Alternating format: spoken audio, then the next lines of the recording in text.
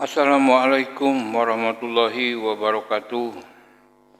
Sahabat konsep kehidupan channel di mana saja berada, salam jumpa kembali. Mudah-mudahan kita selalu dalam lindungan Allah Subhanahu wa taala. Amin ya rabbal alamin. Sahabat konsep kehidupan channel di mana saja berada, yang masih setia tentunya, kita tahu bahwa ikut serta menggali fakta dan mengungkap kembali doktrin-doktrin sesat para Habib Bahlawi yang dilakukan oleh Haji Rhoma Irama. Ya, di samping satu sisi banyak yang pro, setuju, dan kita juga setuju bahwa perjuangan Haji Rhoma Irama ini cukup membantu perjuangan Kiai Haji Madudin dalam meluruskan nasab. Dan kita ketahui juga banyak di sisi lain yang mengolok-olokkan, banyak yang mencibir atas ikut sertanya Rhoma Irama dalam kancah pernasaban ini. Untuk itu perlu kita syukuri, perlu kita mengacungkan jempol kepada Haji Rhoma Irama yang sudah membantu perjuangan, membantu upaya, usaha keras para kiai dan alim ulama Indonesia saat ini yang ingin meluruskan nasab dan juga ingin menjaga nasab yang benar. Kita ketahui bahwa Wali Songo itu sudah tidak diragukan lagi nasabnya, bahwa para Wali Songo itu adalah keturunan Nabi dari Sayyidina Hasan dan Sayyidina Husain.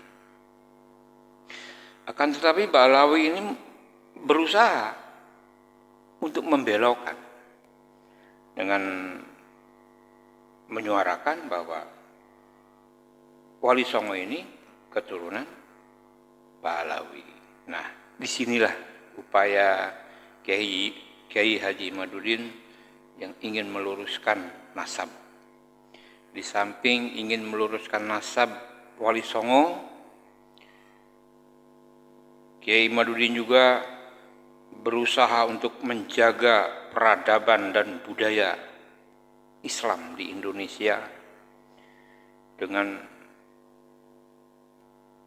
apa yang sudah dibelokkan oleh para Bahlawi, yaitu kuburan-kuburan, makam-makam orang-orang besar kita, ulama-ulama kita sudah dibelok-belokkan. Ya. Nah, itu yang ketiga. Dan yang lainnya adalah ingin kembali meningkatkan harkat derajat ulama Indonesia yang saat ini sudah direndahkan oleh para Bahlawi dengan segala doktrin-doktrinnya. Dan mereka juga sudah mulai mendoktrin, mengadu domba kita semua. Itu jangan sampai kita kena teradu domba oleh para Habib palsu ini. Kita sudah tidak ragu lagi kalau mereka itu Habib palsu yang nasabnya terputus. Tidak ada carita kadituna. Baiklah sahabat di mana saja berada, pendukung dan dukungan untuk Rhoma Irama semakin banyak. Salah satunya di sini adalah Kiai Haji Gus Muwafiq, ya. Beliau kiai yang membantu, mendukung perjuangan Rhoma Irama yang telah membantu Kiai Haji Madudin. Dan mereka tidak rela mendengar ada orang yang mengolok-ngolok Rhoma Irama. Yuk kita simak bagaimana ceritanya, bagaimana sikap Gus Muafik dalam hal ini. Selamat menyaksikan, ikuti sampai akhir agar tidak gagal paham. Terima kasih. Yang mengolok-olok Rhoma Irama itu, saya sedih, Gus. Saya sedih kok tiba-tiba ada orang maki-maki Rhoma Irama. Saya itu sedih begitu Rhoma Irama dimaki itu. Kenapa? Orang yang hidup dari Rhoma Irama itu nggak kehitung jumlahnya. Lagu Rhoma Irama menghidupi pengamen-pengamen se-Indonesia. Siapa yang orang sodakohnya paling banyak mengalahkan Rhoma Irama? Nggak ada di Jakarta. Coba ya teman cek. Grup dangdut sebegitu banyak menyebar di mana-mana. Itu hidup karena lagunya Rhoma Irama. Loh, itu dia mikir dengan darah, dengan air mata Rhoma Irama itu sampai punya lagu. Habis itu lagunya dimainkan oleh pengamen-pengamen yang setiap hari dengan lagu Rhoma Irama bisa mendapatkan uang 100.000, dibawa pulang anaknya bisa makan, dibawa ke sekolahan anaknya bisa bayar SPP. Itu berapa yang hidup dari lagunya Rhoma Irama? Kok tiba-tiba ada orang mengatakan Rhoma Irama diolok-olok? Saya nggak terima itu termasuk, karena saya bukan semata-mata apa. Kalau dalam tradisi santri, hidupnya Rhoma Irama itu menghidupi jutaan orang Indonesia. Coba kalian cek di lapangan. Sodik Monata itu bisa hidup karena lagunya Rhoma Irama. Imron Sadewo hidup karena lagunya Rhoma Irama. Kelompok-kelompok karaoke itu bisa hidup karena lagu Rhoma Irama. Dari gelandangan sampai judi sampai apa, itu menghidupi berapa? Ayo, aman coba itu. Wah, ini siklus hidup yang luar biasa. Bagaimana sistem sosial itu dipertanggungjawabkan di hadapan Allah. Jadi jangan dikira Rhoma Irama itu cuman gayanya gini. Itu menghidupi dari Sabang sampai Merauke itu berapa yang hidup dari lagu-lagu Rhoma Irama, apalagi di Madura. Oh, itu tambah paling laris itu lagu Rhoma Irama. Jadi ini konsep hidup bersama. Orang tidak boleh marah-marah sama Syekh Abdul Qadir Al-Jilani, karena Syekh Abdul Qadir Al-Jilani manakibnya menghidupi banyak orang.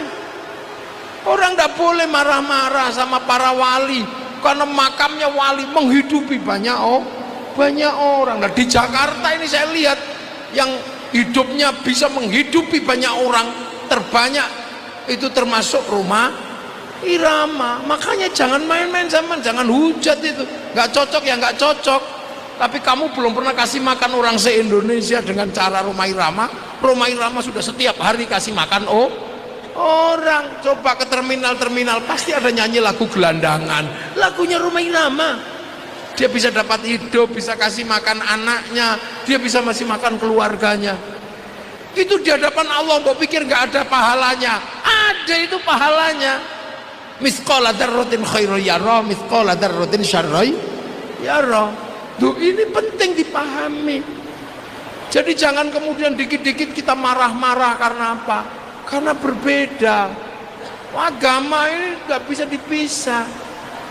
Nah, itulah makanya meletakkan dasar untuk memahami kenapa Kiai itu tasammu, tawassut, tawazzun.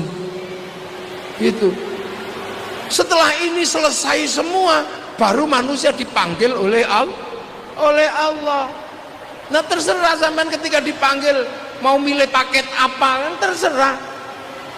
Ada paket lumrah, manusia mau ngambil paket lumrah, ada. Paket apa? Ya paket mati biasa aja. Kullu nafsin dha'iqatul maut. Itu pasti ditunggu, gak ditunggu juga datang.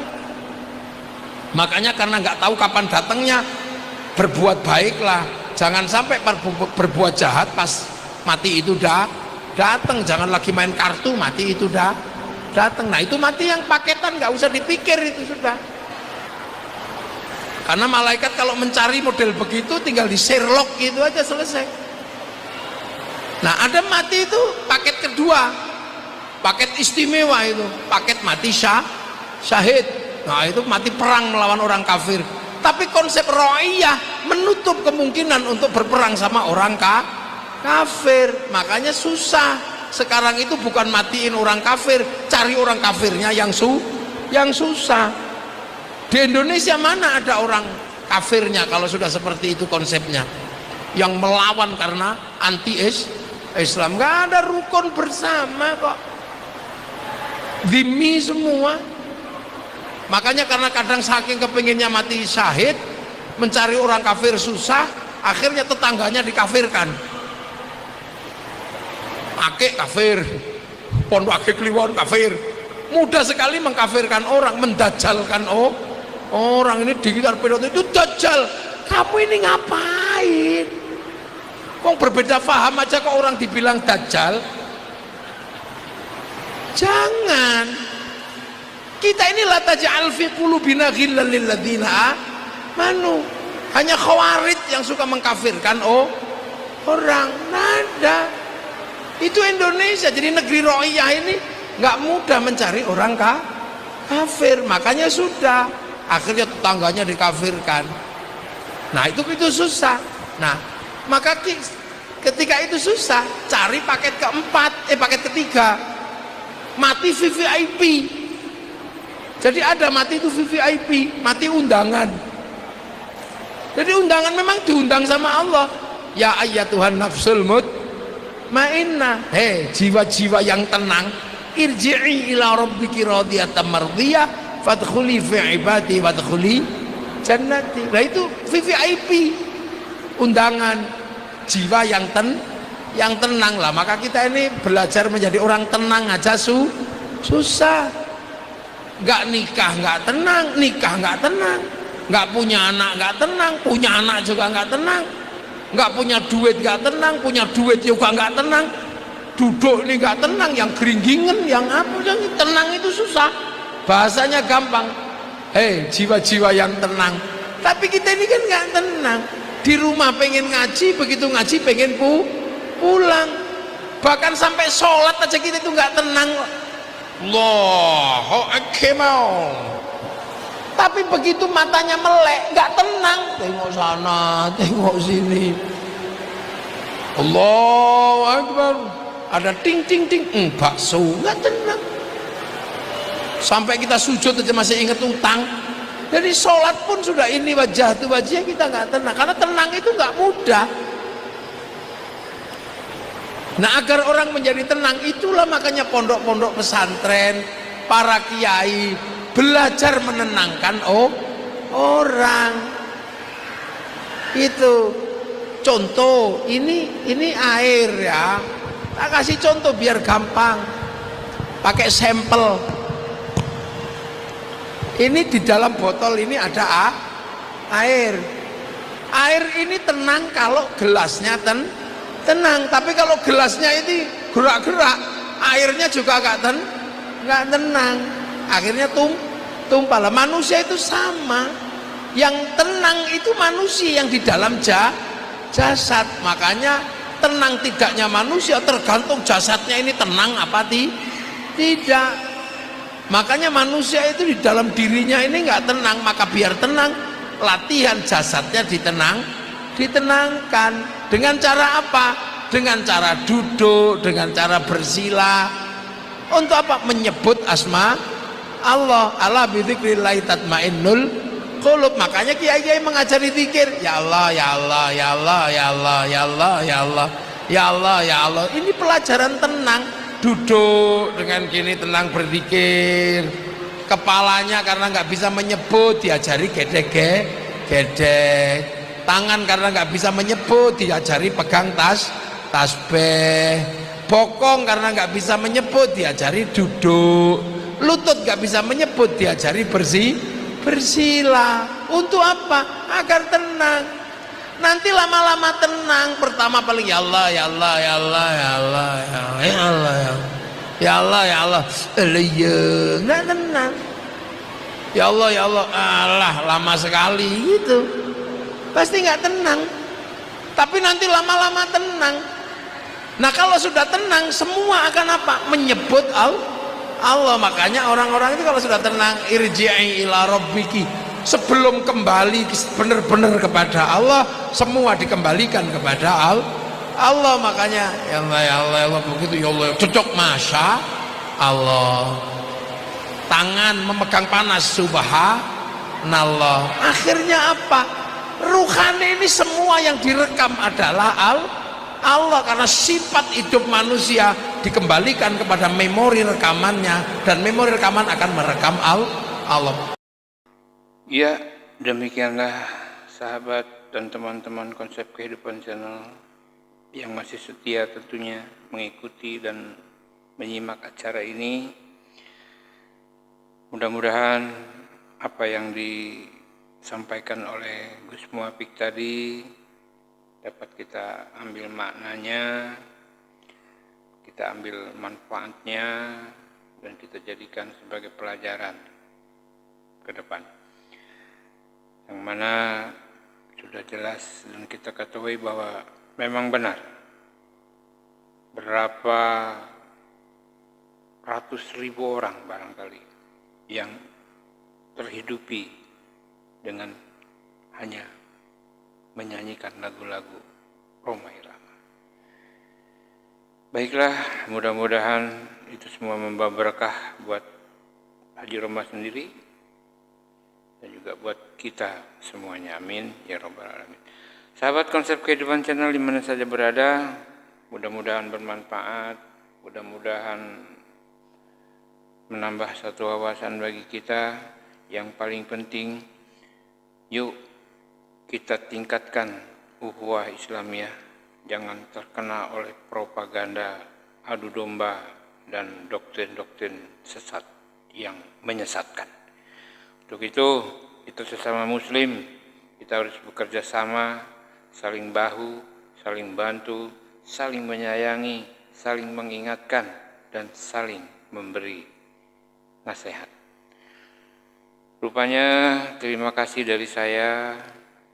Mohon maaf bila ada kesalahan, kekurangan, dan kehilapan. Saya secara pribadi mohon maaf yang sebesar-besarnya, dan tolong dibantu subscribe, like, dan komen. Dan apabila ada pendapat lain, Anda punya hak untuk memberi komentar, silahkan dikomentari dan akan menjadi satu pelajaran barangkali bagi saya. Terima kasih. Wabillahi taufiq wa hidayah. Wassalamualaikum warahmatullahi wabarakatuh.